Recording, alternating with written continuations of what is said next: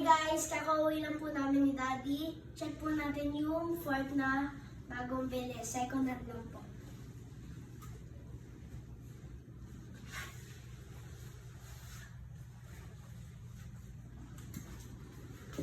Tingnan natin.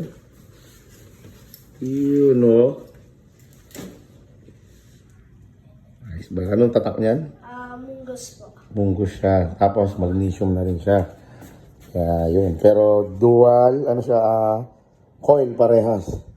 So kahit ibalibag natin, okay lang yan. So ito yung dati niyang fork. Halos magkasing height naman sila. Lamang lang to ng half inch, parang ganun eh.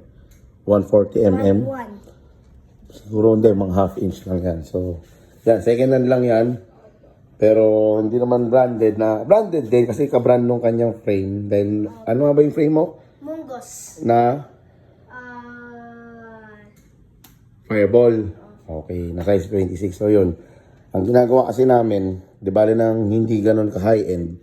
Basta importante, makuha natin yung geometry ng bike. So, yun. At saka, ano ba yung ginawa natin last time?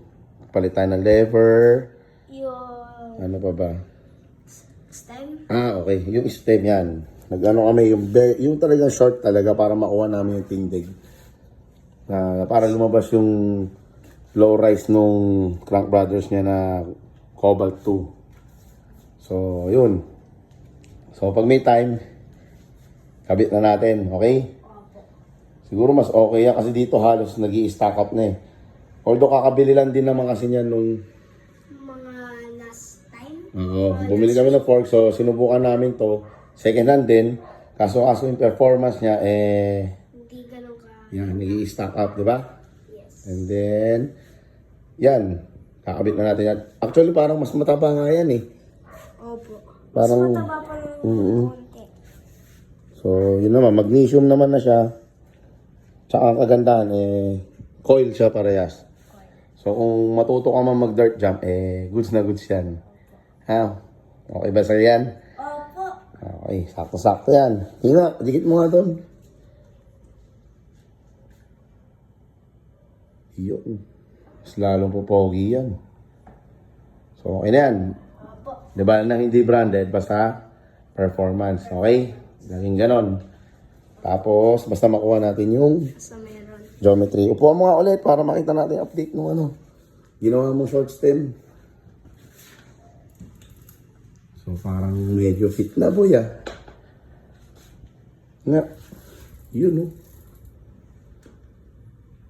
So, sa lever, okay ka na. Yung tingala. Sakto lang, no? Ano nang balita sa shifting mo? Good po. Okay na. Pag-aralan mo na. Sige. Okay na yan. Kabit na natin to next time, okay? O, tulog na para pasok na bukas. May basok pa po bukas eh. Ano oras na ba? 9, manang parang 10 na yata. 10:30. Okay, sige.